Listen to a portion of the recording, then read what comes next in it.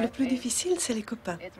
Parce qu'ils vont dans une direction et qu'on sait qu'on devrait prendre la direction inverse. Je m'inquiète beaucoup de l'avenir. Je me demande quand je vais me marier, si mon mari sera le bon, si je vais faire des études, si je réussirai dans la vie. Tout le monde connaît les Mormons. Alors on a une grande responsabilité. Il faut que nous donnions l'exemple. Parce que tout le monde nous regarde. De temps en temps, je deviens nerveux car j'ai l'impression qu'il y a toujours quelqu'un qui me surveille pour voir si je vais faire un faux pas. Il m'arrivait quelquefois de me demander si on m'aimait vraiment. Quand tes parents décident de divorcer, c'est assez difficile à supporter. Parfois, tu te demandes si c'est à cause de toi et tu as l'impression qu'ils ne t'aiment plus. Tout le monde me répétait « Va chez le coiffeur, fais ceci, fais cela ». Et moi, je n'en avais pas envie seulement parce qu'on me demandait de le faire. Et le jour où on a arrêté de m'embêter avec ça, je me suis fait couper les cheveux. Je n'ai pas le temps. J'ai tellement à faire. J'essaie d'avoir de bonnes notes, de m'entraîner, de faire le séminaire, d'aller à l'église. Je suis tout le temps fatiguée. Si je pouvais avoir plus de temps... J'ai l'impression que tout est contre moi. Soit parce que je suis mormone, ou que je ne suis pas assez intelligente, ou que je suis trop grande. J'ai un copain qui a été tué en voiture. Je ne comprends pas pourquoi on doit mourir aussi jeune. Si Dieu nous aimait vraiment, est-ce qu'il m'enlèverait mes amis? Je pense à tous les autres gens dans le monde. Il est tout seul pour écouter toutes les prières. Peut-être qu'il ne m'écoute pas. Il a beaucoup d'autres gens dont il doit s'occuper. Parfois, quand j'ai des tas d'ennuis, j'ai pas l'impression qu'il est là. Et puis, quand je me mets à faire ce qu'il faut que je fasse, je commence à le sentir revenir dans ma vie. Il a fallu qu'il supporte tout. Alors je suis certain qu'il connaît mes difficultés.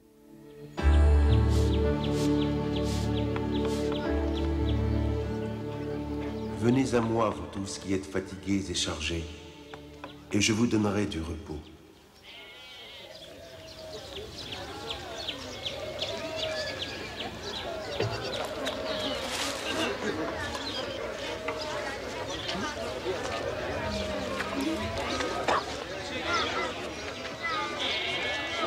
Seigneur,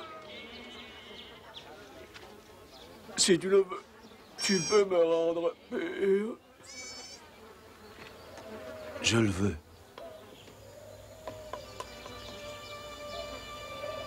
Sois purifié.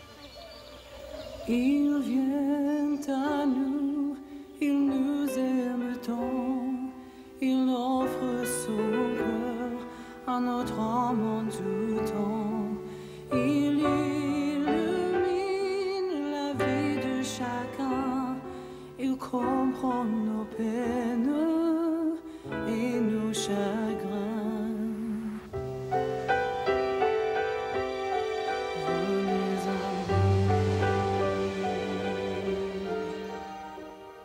Oui, je suis sûre que c'est encore vrai, mais je ne sais pas si ça me concerne. Je ne suis pas aveugle, boiteuse ou lépreuse, mais c'est vrai qu'avec mes petits problèmes, je peux m'adresser au Sauveur. Tout le monde a des handicaps dans la vie, qui sont spirituels et physiques aussi. Toute la vie, je crois qu'il faut faire le premier pas pour avoir l'esprit avec soi. On doit vraiment vouloir l'avoir avec soi à chaque instant de notre existence. J'en suis totalement persuadé. Alors seulement les choses commencent à changer.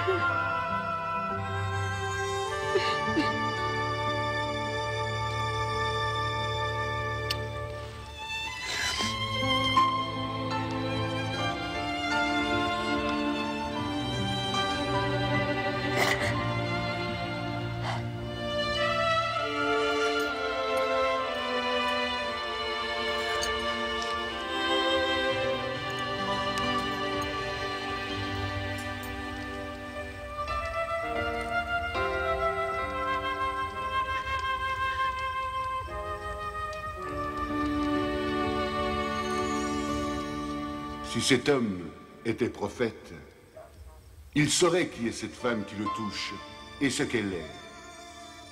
Une pécheresse.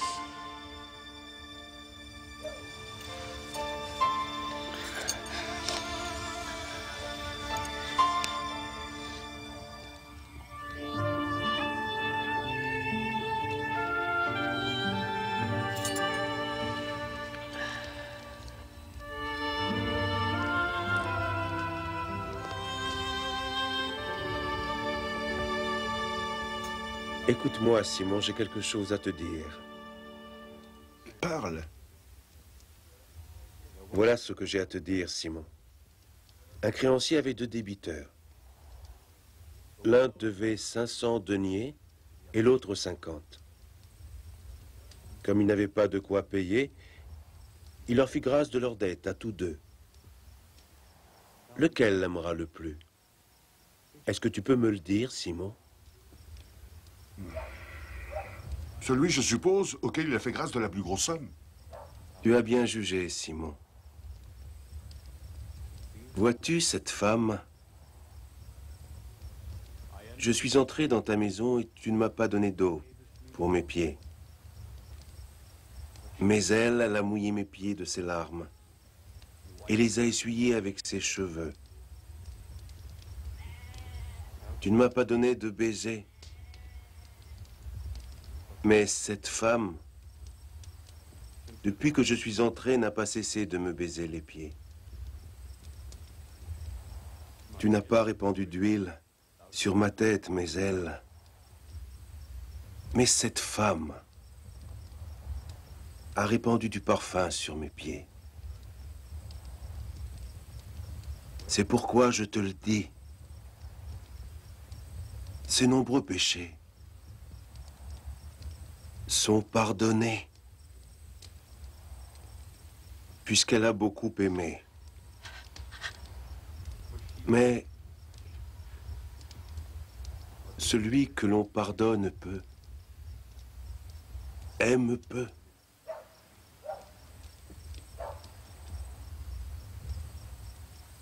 Tes péchés sont pardonnés.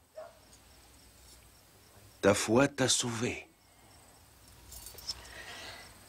Va en paix.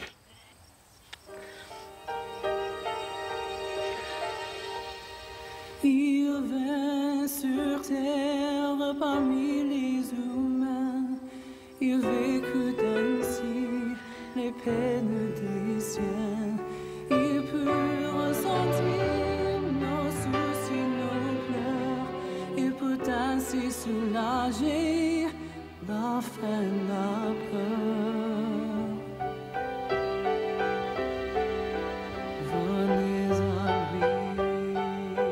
Ce qui est bien, c'est qu'on sait que le Christ est toujours là.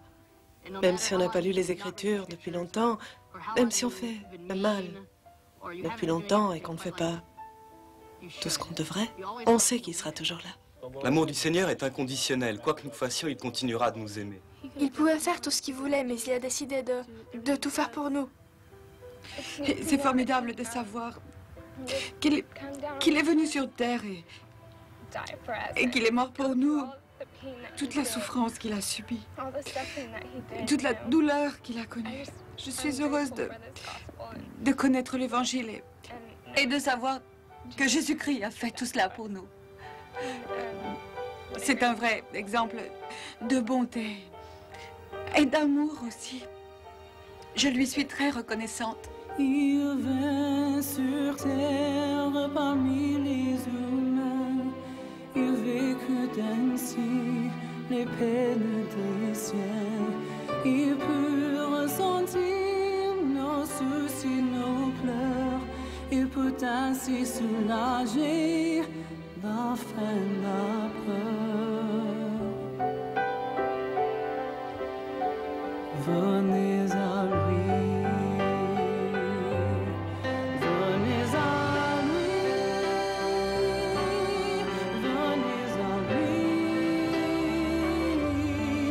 Écoutez-le.